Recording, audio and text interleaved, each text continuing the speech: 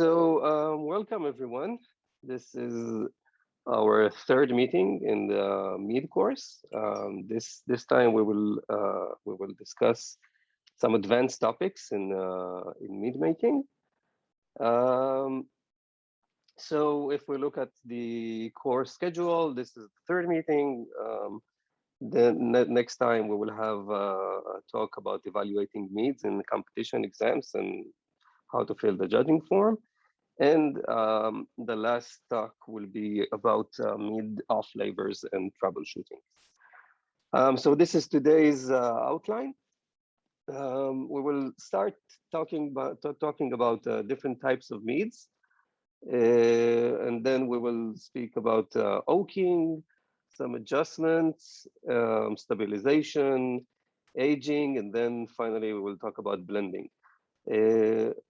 Okay, so we will start with the first topic of today, which is different types of mead. So last time we talked only about traditional mead. So today we need to talk about melomels and metheglins.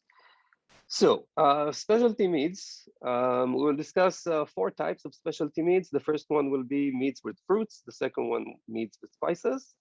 Then braggots, which are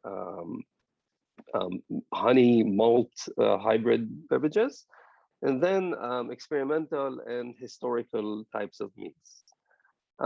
So we will start discussing fruit meads. So fruit meads are called melomels. So any type of mead that has fruit in it will be called a melomel. There are some special melomels, like special historical melomels that received their own names, okay? And the BJCP splits all of the melomels into 5 categories. So one of them is cider. Cider is a mead made with apple cider.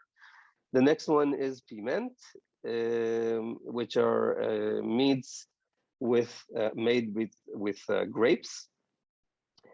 The next one is berry mead, which is any mead that contains any type of berry. And then we have stone fruit mead, which is any mead that has any type of stone fruits, cherries, peaches, and stuff like that. And the last one is kind of a catch-all for all of the rest of the fruits, which is just melomel. So a mead with any type of fruit that does not fit in the other 4 groups, I'm sorry, will fit into the melomel category. So making fruit meads is similar to making traditional meads, except we have to add the fruit at some point. And also you have to consider the honey selection, the fruit handling, and the cap management. For the honey selection, okay, in fruit meads, so honey choice honey choice in a big melomel is not that crucial. Like if you create the melomel with a lot of honey, and the honey will be the main flavor, okay, it does not matter at all. But if you use less and you want it to blend with the fruit, then it is crucial, okay.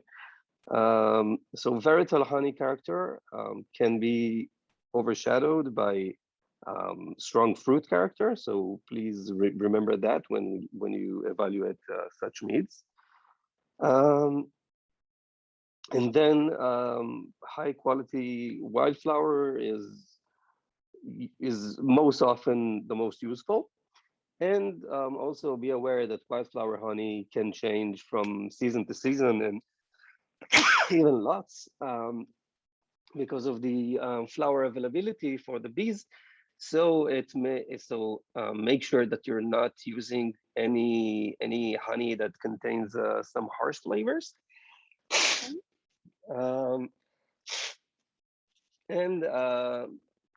So don't use things like basswood honey and stuff like that that has these specific harsh flavors. Okay, so that's about the honey selection for fruit meads. Then how to handle the fruit. Considering the type of fruit, so usually piments will be made with high acid and low gravity grapes, okay? Because the high acid will balance the additional honey sweetness. And ciders will be usually made by apples with also high acidity and less ripeness for the same reason. The amount of fruit will vary depending on the preference of the sweetness level and the type of fruit. And when we're using berries or stone fruits, usually we will do like 3 pounds per gallon, okay? You will need, it's a lot. And for fruit with strong character, like black currants and black cherries and stuff like that, the amount of fruit will be lower. Also, you can add the fruit in multiple batches. Okay, we don't have to add all the fruit at once. If you want to have some additional flavor intensities and layers in the mead, then you can add some of the fruit, take it out, add the other part of the fruit, and then you will have also the aged fruit flavors and interweaved with the fresh fruit flavors. And piment and ciders will be usually made with raw juice substituting for the water, okay? So instead of the water component, you will add the honey straight to the apple juice or the grape juice.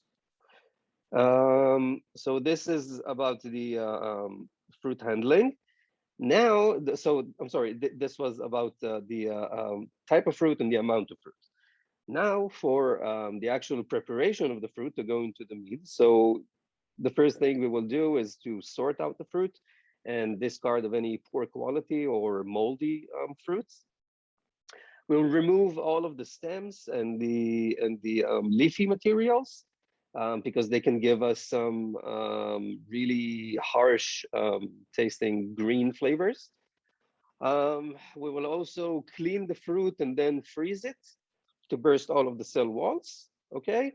And when we're using the fruit in primary fermentation, we don't need to puree the fruit. The yeast will break the cell walls and ferment everything. But when we're adding it into the secondary, usually there's a need to puree the fruits, and usually we will put all of the fruit inside of a mash bags, so that we can take it out easily. And then we must, when we consider the fruit, we must consider the pH. Okay, many fruits, especially like we said about grapes and about apples, we want to use some high acidity fruits. Okay, so that they can balance the honey sweetness. So the pH in a traditional mead, the pH will drop during the fermentation. Okay. But if we add some more fruit, the pH can be really low and inhibit the yeast from working. Sorry.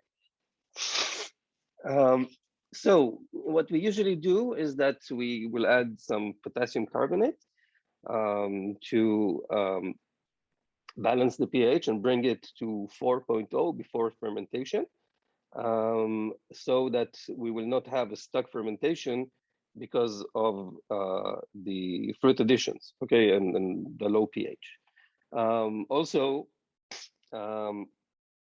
for the final balance of the drink, we need to consider how much acidity the fruit will contribute and see if we need to add some more honey to balance it.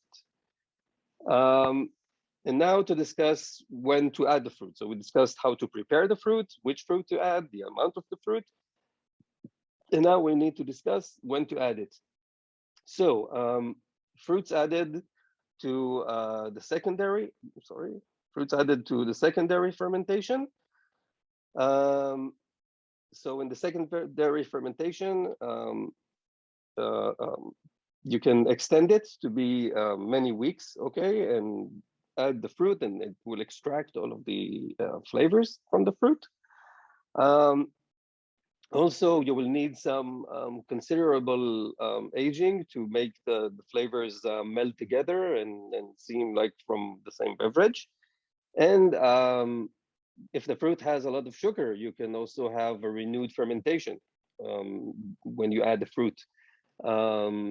It can ferment again. And if primary fermentation finished during the ABV reaching the yeast tolerance level, the added fruit can dilute the alcohol level and make the yeast active again, okay? So usually you will need a long time, allow it time to ferment if it has sugars in it, and for the flavors to melt together. The next method is to ferment the fruit separately from the honey, and then to blend it together at the end, okay? So this is sometimes used when making piments or ciders. A lot of time the maker will make a separate cider or a wine, and then make a separate mead, and blend the two together at the selected concentrations, and get a nice molded flavor, okay? But the problem is that the flavors, after you blend it, the flavors do not meld quickly, okay? So you know that when making wine in the traditional method, a lot of time the winemaker will add the final dosage of wine to sweeten it, and then they will age it for another few months before they will get it out of the winery. And this is the same thing. If you add fruit and if you blend any beverages, usually you will need to give it time to blend together. And the last time, last option we have is to add raw fruit after the fermentation is completed and you've stabilized the mead. So as we discussed, you can add some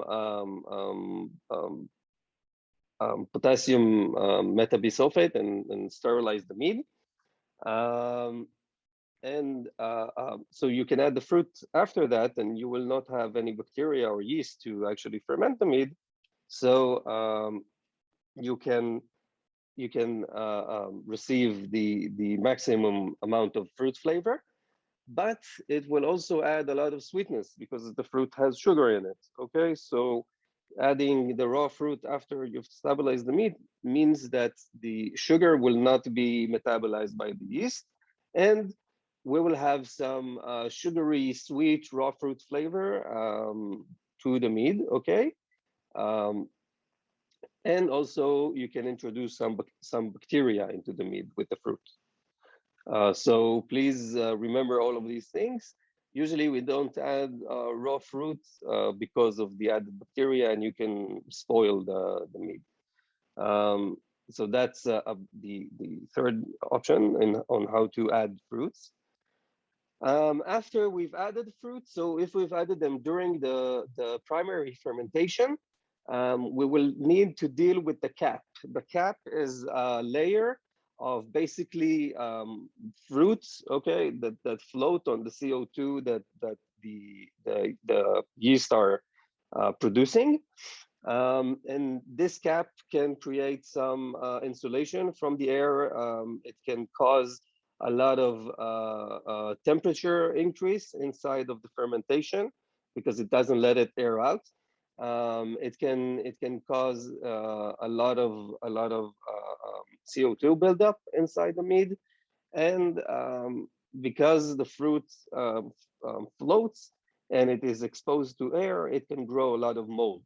Okay, so we need to break the cap at least at the beginning of the fermentation. Okay, we need to break the cap. This is usually done with a large peeler, like a mashed potato maker, but a large one. Okay, and we just punch the cap down. We punch the fruit down. Okay, every time we add nutrients at the beginning of the fermentation, and what that does is it releases the CO2, okay?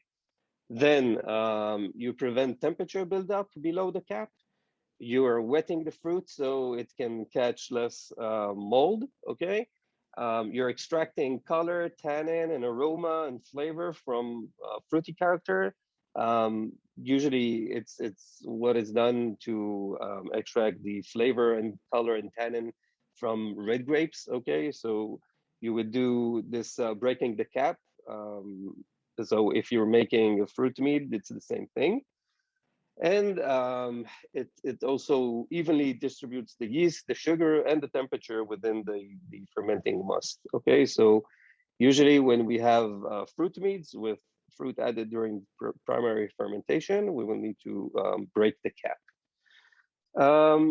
So this was all about fruit mead. So I'm sorry, we've discussed how to add the fruit, the amount of fruit, the type of fruits, how to select the honey selection.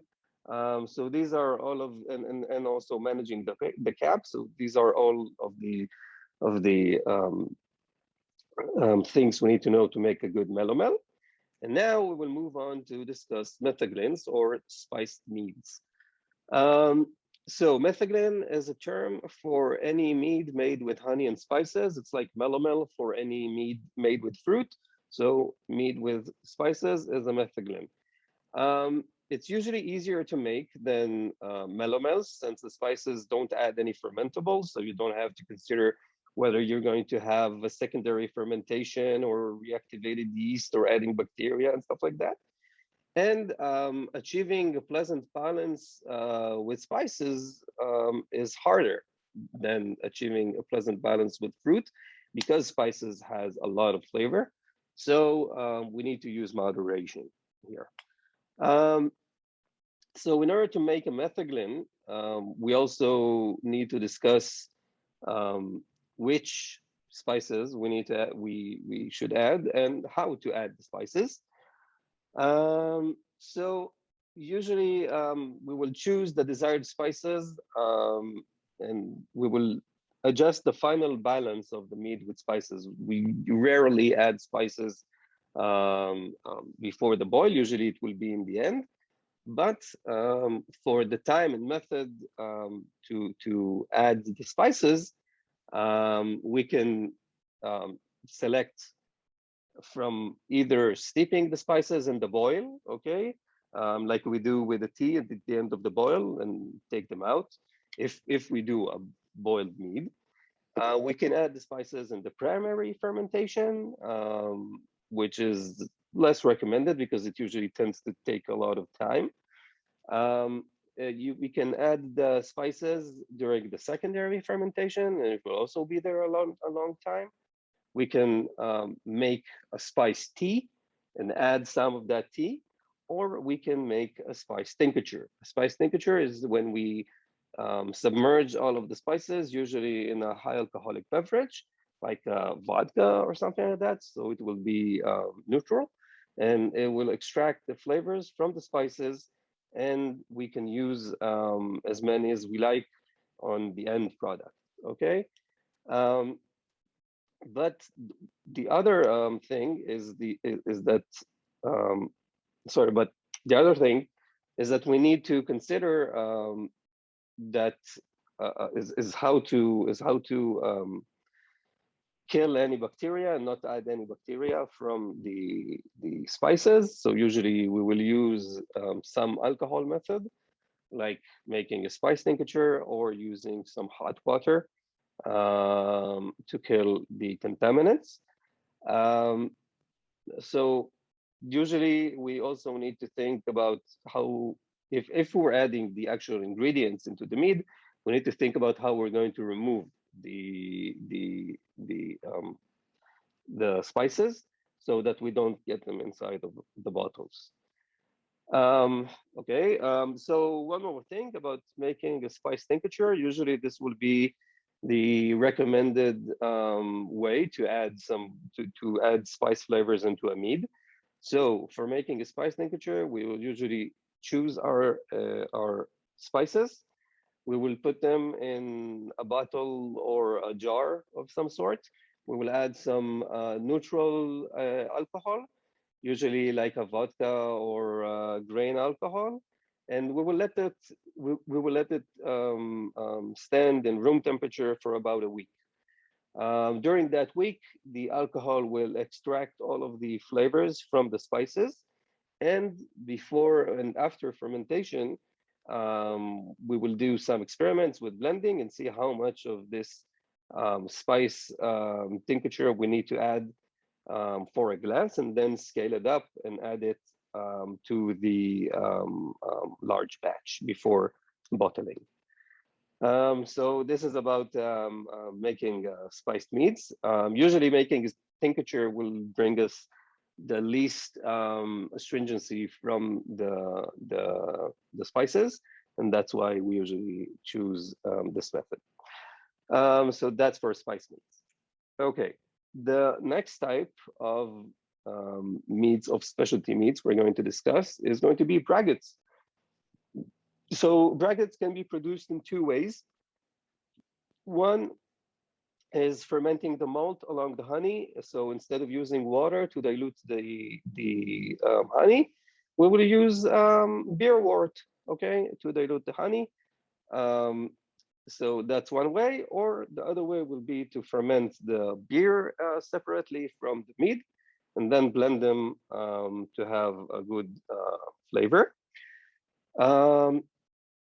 So that's for braggots, and also if you're if you're making a braggot, remember that a mead is a beverage that is balanced by acidity. So acidity and beer is a beverage that is usually balanced by bitterness. And acidity and bitterness usually clash when they're made together. So in my experience, and I would love it if other people would prove me wrong, the best braggots I've had were made with sour beers, okay? Because the acidity of the beer actually works together with the acidity of the honey and the acidity of the mead to create a pleasant beverage. And as I said, I would love for anyone to prove me wrong on this, but I still haven't had a nice, good braggot with hops and bitterness in it. So one more thing to notice when you're making a braggot is that if we have a line, okay, with one side we have beer, like a malt-based beverage, and the other side we have mead, a honey-based beverage, okay?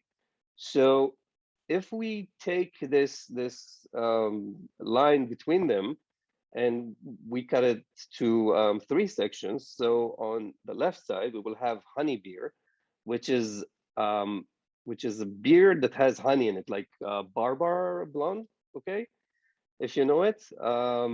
So it's a beer with honey flavors, but the dominating flavor is the malt flavor, okay?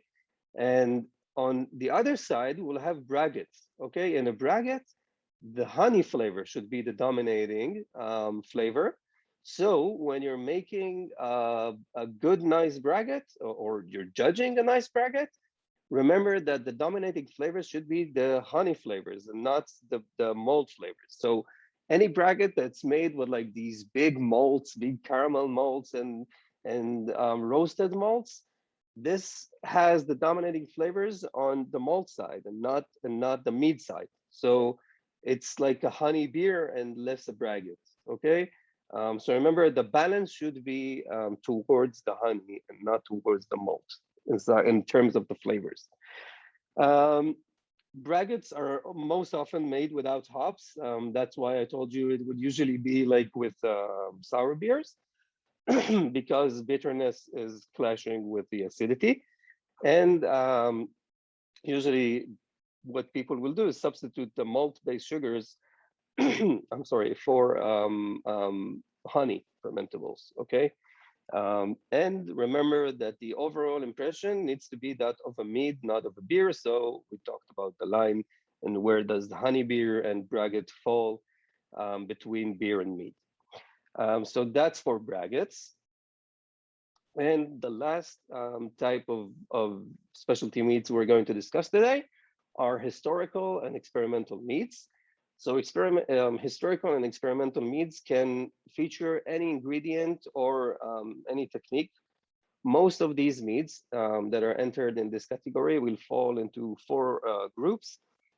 Historical or indigenous meads, things like Polish meads which are oxidized, and other meads like that. Then we have meads that are a combination of two or more mead styles. So I don't know, if we made like a combination of a braggot and a melomel, it will go into experimental meads, okay?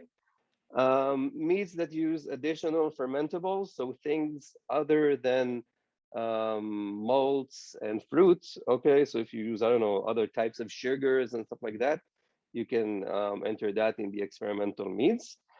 And meats that have some kind of post-processing, like oxidation, aging, oaking, like excessive oaking, not just to add tannin, can go into experimental meats. So this is the last type of specialty meats. And so these are all of the different types to make specialty meats.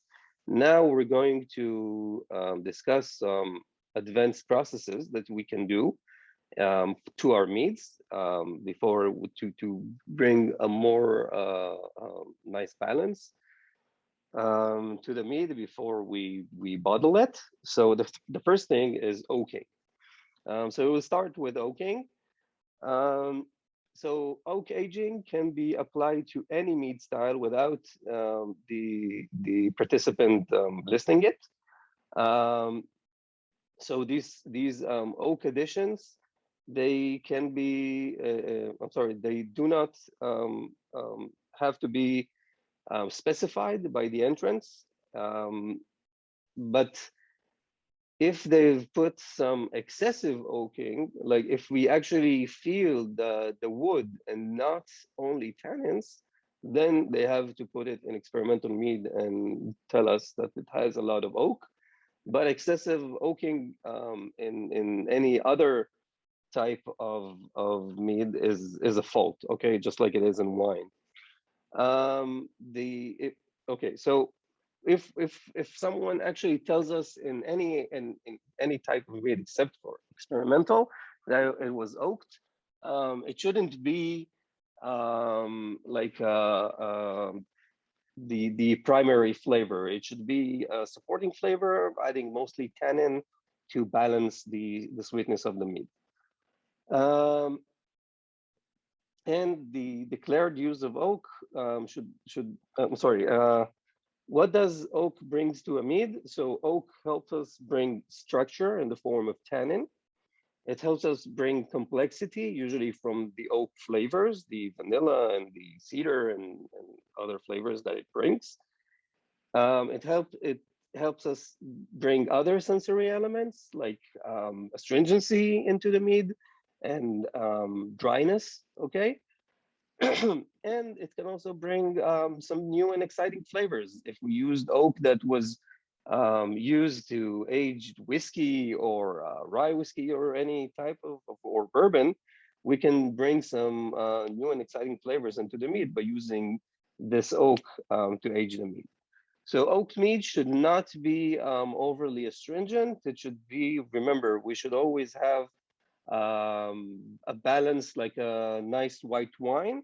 So when you were thinking about nice oaked white wine, usually we would think about something like Burgundian Chardonnay, like a Chablis.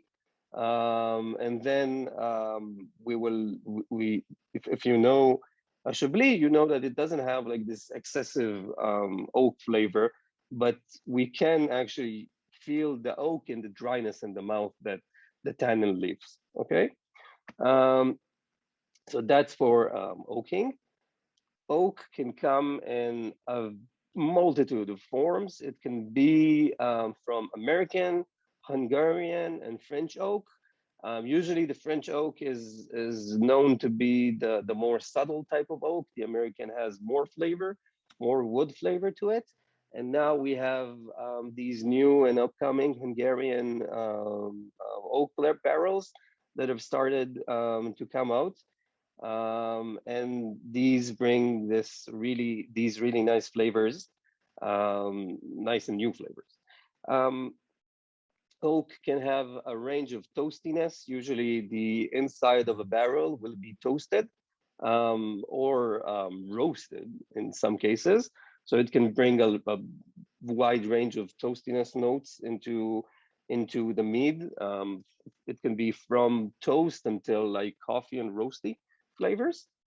Um, Oak can also come in various shapes. It doesn't have to come as barrels. It can be in shapes of chips and cubes that are easy to find, but it can also be in other forms like small home-sized barrels, strips and spirals, and staves that increase the amount of surface area to make the oak aging faster.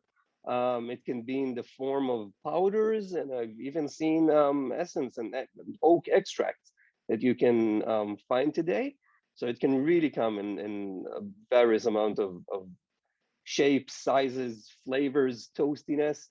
Usually, I recommend test your oak with like high water and try to understand which type of oak do you have and how much flavor does it have, and then figure out how to work it into the mead and do some regular testing to make sure that you don't over extract from the oak and receive this oaky flavored mead. Um, and that's for oak.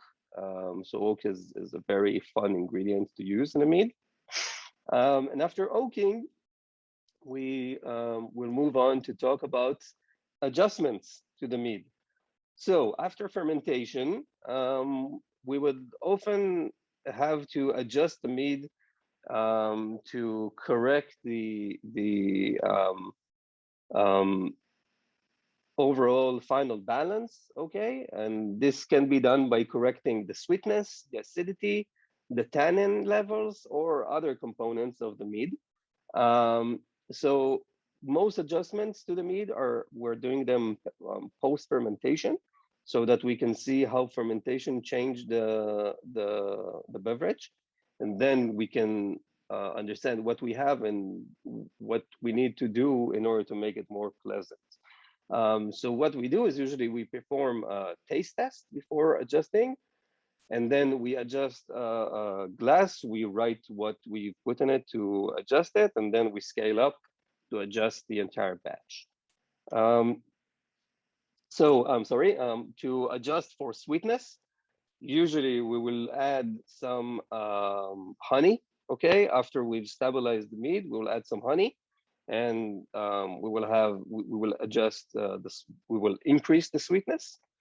To adjust for acidity, we will mostly use an acid blend or some type of acid, but mostly an acid blend. We've discussed it in the previous talk. And to adjust for tannin, we will usually add either oak adjustments, very low and strong tea adjustments, or some,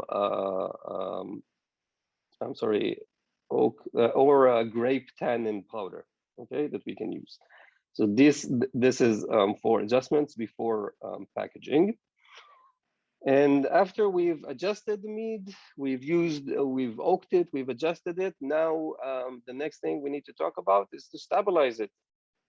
So, what do we mean when I say stabilizing the mead? So, stabilization is attempting to keep the character of the mead stable over time. So basically, it's a trying to keep the meat from changing, or the aroma or the flavor of the meat from changing over time. So these changes can either be age related, and these changes will be covered in the next section of this presentation, or it can be from particles, usually to haze. What we will need to do in most times to stabilize the mead is use clarifying agents to remove the haze from the mead. So the haze can be made from yeast, proteins, polyphenols, from the oak, and other stuff. And we will want to remove all of these particles.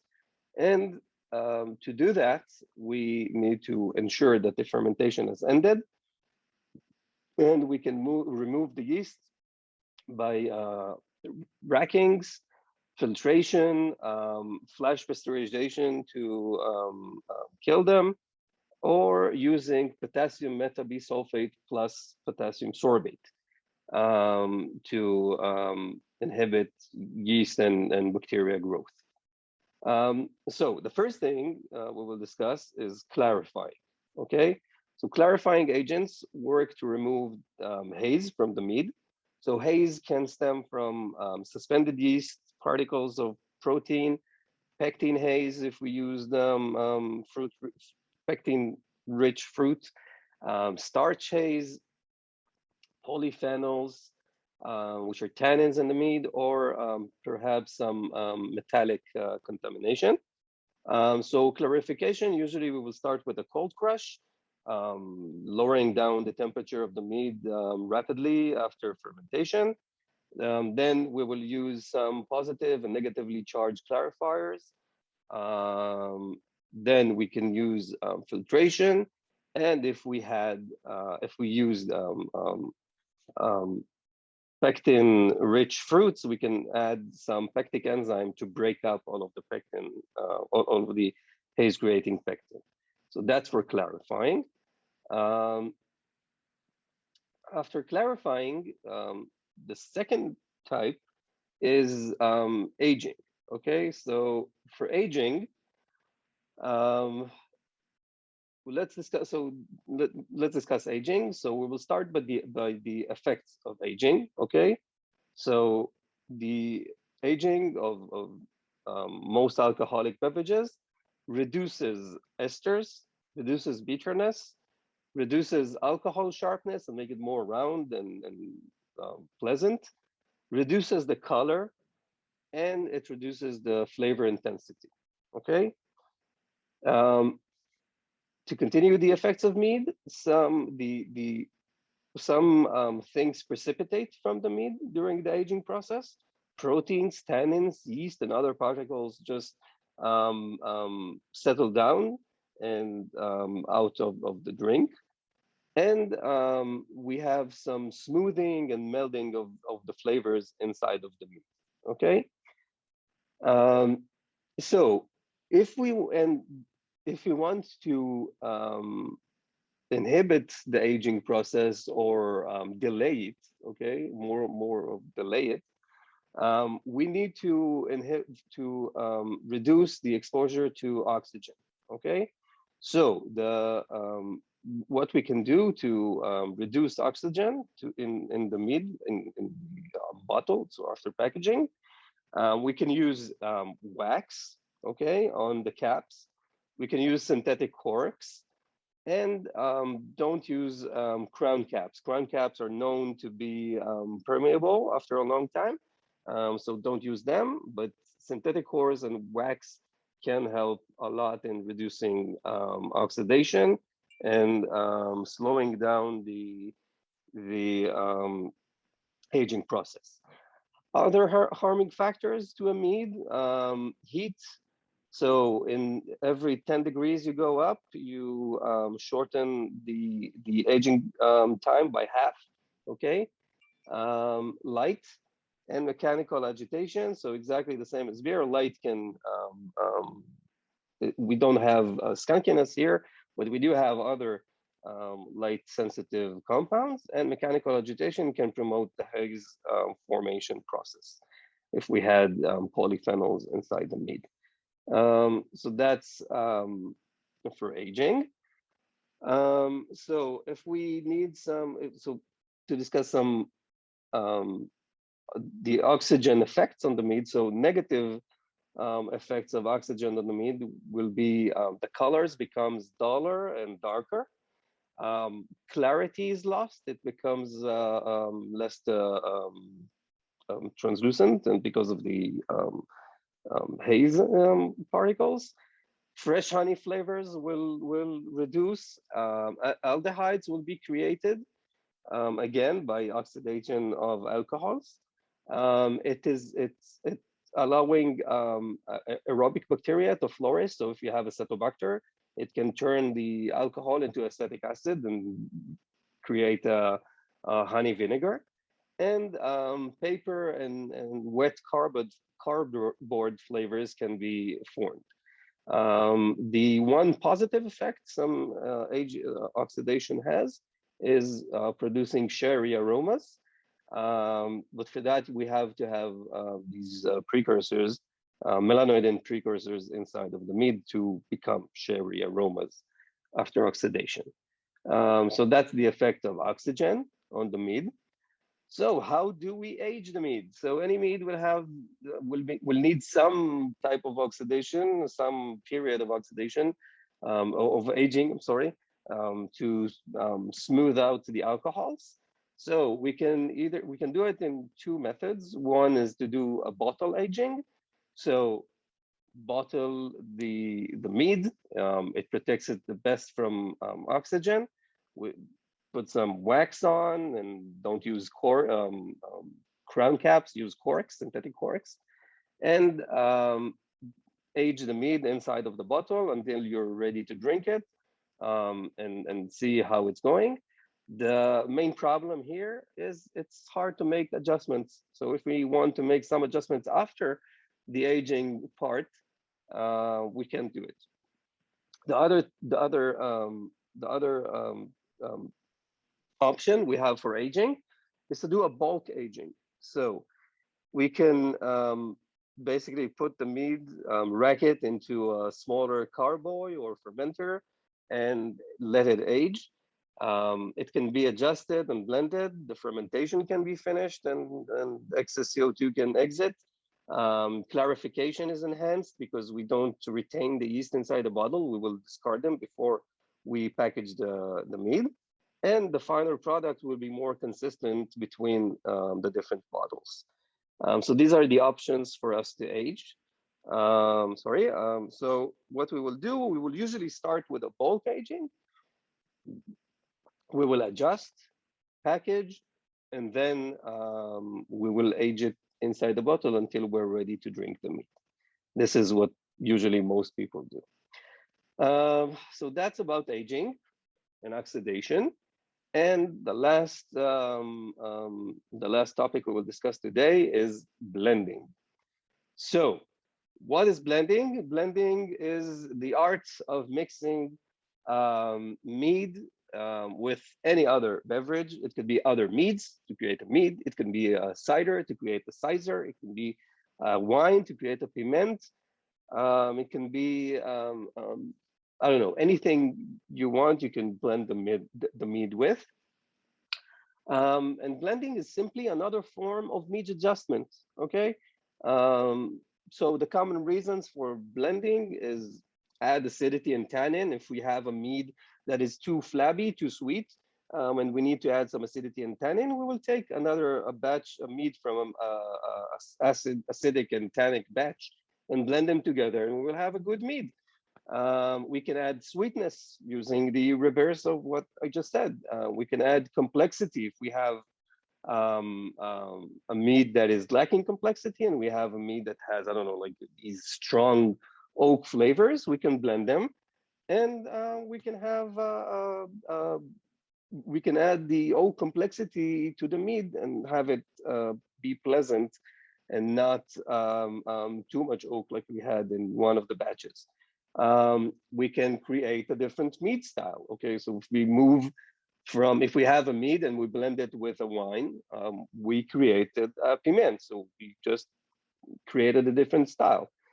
So we can create some melomels or any other specialty meads for experimental and stuff like that.